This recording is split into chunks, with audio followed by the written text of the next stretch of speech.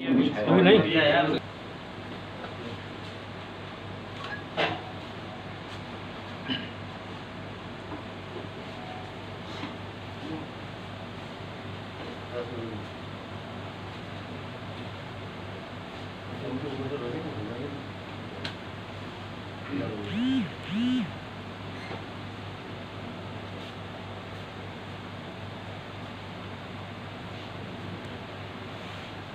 होगा ना जी। और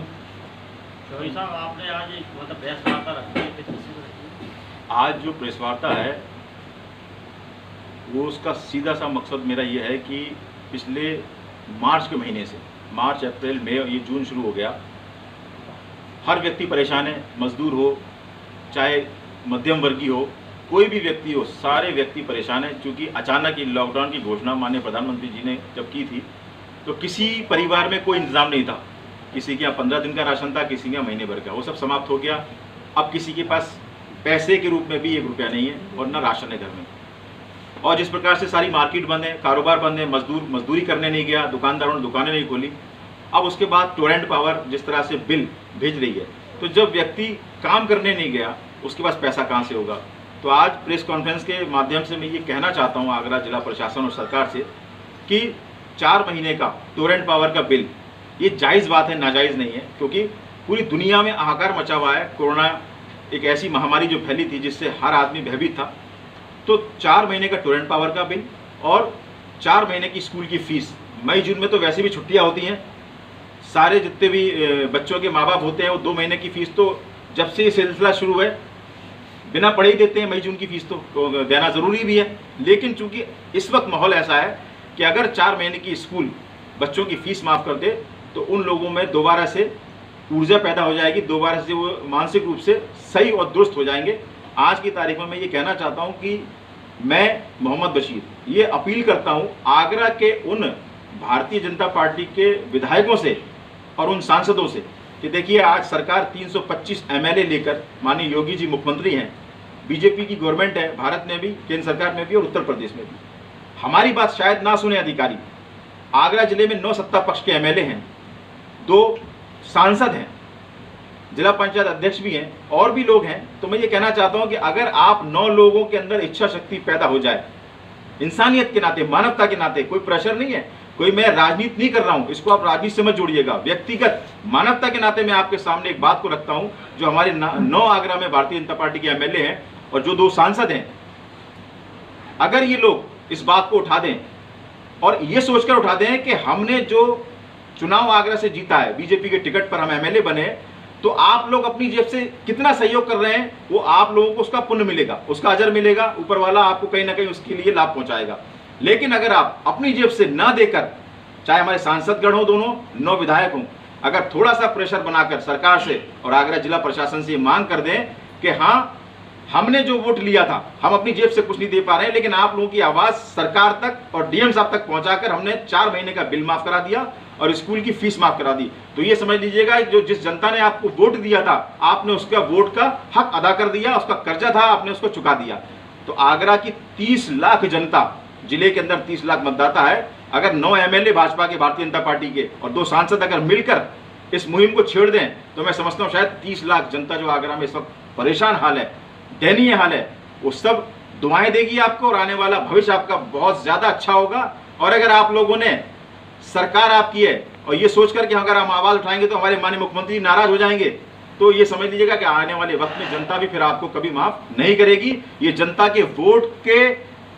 एवज में एक कर्ज चुकाने का वक्त है। आपको जनता की अंदर के जो भाव है उसको समझना चाहिए और अपना जो आप पर कर्ज है वोट का, उसको चुकाने का एक इससे बढ़िया अवसर आपको दोबारा प्राप्त नहीं होगा। मैं माननीय DM साहब से भी कहना चाहूँगा कि आप IAS अफसर हैं, 62 साल सेवाएं देने आए हैं और जनप्रतिनिधि 5 साल का होता है, अस्थायी पद होता है। लेकिन अगर हम जनप्रतिनिधि जो स्थायी रूप से कुर्सी पर मौजूद हैं, MP MLA या आप आगरा के DM हैं, ये सीटें आती और जाती रहेंगी। लेकिन ये ऐसा पुण्य का कार्य है कि अगर आपने अपने DM रहते हुए, अगर आपने सरकारी कंपनी नहीं, ये जो टोरेंट पावर है सरकारी कंपनी नहीं है, प्राइवेट लिमिटेड कंपनियां हैं, और जो स्कूल बड़े बड़े मिशनरी चल रहे हैं, उन बिल्डिंगों से, उन भवनों से जो 85 साल से करोड़ों रुपए अर्जित कर रहे हैं, अगर वो 3 महीने की फीस नहीं लेंगे तो आने वाले वक्त में उनको कोई फर्क पड़ने वाला नहीं है, क्योंकि उन बिल्डिंगों से, उन भवनों से वो जीवन भर कमाएंगे करोड़ों रुपए। लेकिन ये एक ऐसी आपदा है, ऐसा समय है कि अगर वो स्कूल वाले प्रबंधक अपना दिल बड़ा करके सोच लें कि नहीं हमको भी मरना है और ऊपर वाले को मुंह दिखाना है, ये ऐसी स्थिति है, ऐसा वक्त है कोरोना काल कि अगर हम 3 महीने की स्कूल की फीस माफ कर देंगे तो उन परिवारों में दोबारा से जान पैदा हो जाएगी। और ये ऐसा पुण्य है कि उन स्कूल प्रबंधकों को भी आगे भविष्य में लाभ पहुंचेगा, उनकी दुआएं मिलेंगी। और डीएम साहब 62 साल के बाद आप भी रिटायर होंगे, लेकिन जो काम आप इस कुर्सी पर रहते इस बार कर जाएंगे तो ये जो जनता है जीवन भर आपको दुआएं देगी और इसका अजर, इसका बदल आपको जिंदगी भर मिलेगा कुर्सी से हटने के बाद भी। इसी प्रकार से जो 9 एमएलए भाजपा के हैं, भारतीय जनता पार्टी के 2 सांसद हैं, मैं ये कहना चाहूंगा कि आने वाले वक्त में कोई पता नहीं है दोबारा हमें कुर्सी प्राप्त हो या ना हो, कम से कम अपने कार्यकाल में सत्ता पक्ष में ये काम हम करके चले जाएं कि आने वाले वक्त में ये जनता आगरा की 30 लाख आपको दुआएं दे और कहे कि हाँ उस समय पर फलाना एमएलए जिसको हमने विधायक बनाया था, वोट दिया था, उसने अपने कार्यकाल में हमारे लिए आवाज उठाई और हमारे 3 महीने की स्कूल की फीस और 3-4 महीने का टोरेंट का बिल माफ करा दिया। आपको जीवन भर वो व्यक्ति, वो परिवार दुआएं देगा, आप चाहे कुर्सी पर रहो या ना रहो। तो ऐसे मौके बार बार नहीं आते हैं, ये आपका सौभाग्य है कि आपको ऐसा पुण्य करने के लिए एक अवसर प्राप्त हो रहा है। इस अवसर को अपने हाथ से मत जाने दीजिए। मैं आपसे आग्रह करता हूं कि 9 एमएलए भारतीय जनता पार्टी के सत्ता पक्ष के 2 सांसद सरकार पर दबाव बनाएं और आगरा डीएम साहब से बात करें कि इसको अमल में लाएं। और मैं आपसे कहना चाहता हूं कि अगर 9 एमएलए भारतीय जनता पार्टी के और 2 सांसद भारतीय जनता पार्टी के अगर इस काम को नहीं करते हैं और आवाज नहीं उठाते हैं सत्ता पक्ष के दबाव में, ये सोचकर के माननीय मुख्यमंत्री जी नाराज हो जाएंगे या डीएम साहब नाराज हो जाएंगे, तो मैं आज मीडिया के माध्यम से कहना चाहता हूं कि लॉकडाउन जब तक है उसको हम मेंटेन रखेंगे, उसको फॉलो करेंगे, सोशल डिस्टेंसिंग का पालन करेंगे। और हर व्यक्ति से कहना चाहता हूं कि आप दूरी बनाए रखें, लॉकडाउन का पालन करें। लेकिन जिस दिन लॉकडाउन समाप्त होगा और उसी के दूसरे तीसरे दिन से मैं आगरा के अंदर एक बहुत बड़ा जन आंदोलन, जनहित में मैं धरने पर बैठूंगा। इसके लिए अगर प्रशासन मुझे जेल भी भेजेगा तो मैं इस जनता के लिए, जिन्होंने मुझे आज से 15 साल पहले वोट देकर विधायक बनाया था, आज मेरे पास वो अवसर है कि उसका कर्ज मैं चुकाने के लिए तैयार बैठा हूं। और मेरी इस मुहिम से मैं सभी जो आगरा के अंदर सोशल कमेटियां हैं,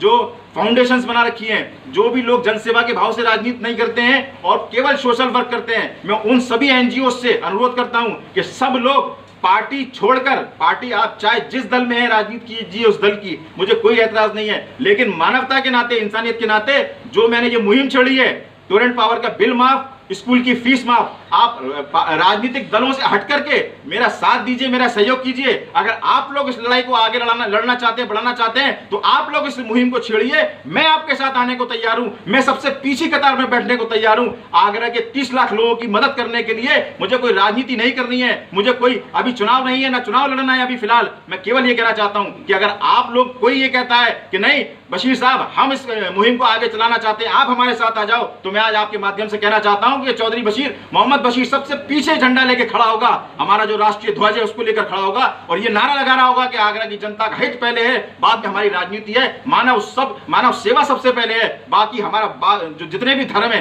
जितनी भी राजनीति है, जितनी भी पार्टियों से हम राजनीति करते हैं वो सब बाद में है, पहले हमारी मानव सेवा है। हम लोग सब अपनी अपनी राजनीति से दूर हटकर केवल सामाजिक तौर पर मानवता के नाते इस मुहिम में मेरा साथ दीजिए। अगर हमारे 9 एमएलए भारतीय जनता पार्टी के 2 सांसद इस काम को नहीं करते हैं तो आगरा की जनता से, सर्व समाज से, चाहे हिंदू हो, चाहे मुस्लिम हो, चाहे सिख हो, चाहे ईसाई हो, हमारे चाहे बैकवर्ड के भाई अल्पसंख्यक हो, चाहे कुशवा समाज के हो, चाहे वाल्मीकि समाज के हो, चाहे जाटव समाज के हो, चाहे बघेल समाज के हो, किसी भी धर्म, किसी भी जाति के लोग हों, चौधरी बशीर को किसी एक धर्म विशेष से आप बांध कर ना देखें। आप ये सोचें कि एक व्यक्ति अगर हमारी आवाज उठा रहा है तो सामूहिक रूप से मैं 30 लाख लोगों की आवाज उठाने के लिए तैयार बैठा हूं और आपके लिए मैं हर तरह से लड़ाई लड़ने के लिए तैयार बैठा हूं, चाहे मुझे किसी भी हद तक जाना पड़े। मैं फिर एक बार पुनः दोहराऊंगा कि सोशल डिस्टेंसिंग का पालन करते हुए अगर मुझे धरने पर भी बैठना पड़ा, मैं आपसे अनुरोध करता हूं कि मेरा साथ दीजिए। जब अंग्रेज भाग सकते हैं केवल एक गांधी जी की लाठी को लेकर, हमारा संविधान जो हमें अधिकार देता है, बाबा साहब भीमराव अंबेडकर जी ने जो हमें अधिकार दिए हैं, अगर कोई सरकार गूंगी या बहरी हो जाए तो उसके लिए धरना प्रदर्शन हमारा हक है, हमारा अधिकार है। हम सरकार को जगाने का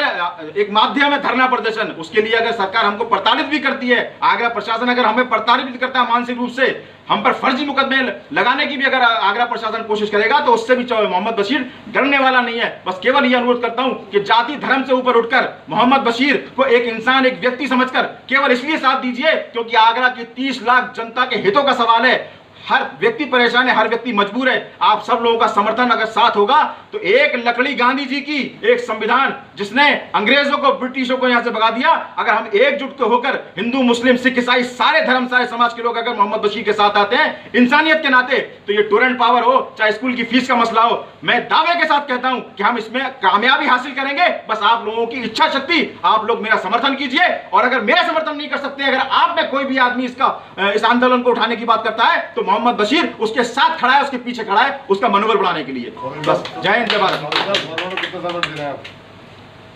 लॉकडाउन की जो सीमा निर्धारित की इन लोगों ने, लॉकडाउन का मतलब है कि लॉकडाउन का पालन हमें इसलिए करना है, जान है तो जहान है। हमारे इस धरना प्रदर्शन में जो व्यक्ति आएगा सोशल डिस्टेंसिंग का पालन किया जाएगा। और जिस तरह से 8 तारीख के लिए बाजार मार्केट खोलने का जो प्रशासन का एक मैप तैयार है, 8 तारीख के बाद पूर्ण रूप से अगर खुल जाता है तो हम फिर उसी हिसाब से शहीद स्मारक पर जन आंदोलन के माध्यम से और कीप डिस्टेंस, लोग जो भी वहां बैठेंगे उसके हिसाब से हम सोशल डिस्टेंसिंग का पालन करेंगे, मेंटेन रखेंगे। और सभी लोग, आने वाले लोगों को इसके बारे में बताएंगे कि इसको हमें फॉलो करना है। कोई ऐसा काम ना हो जिससे कोई गलत मैसेज जाए। बस।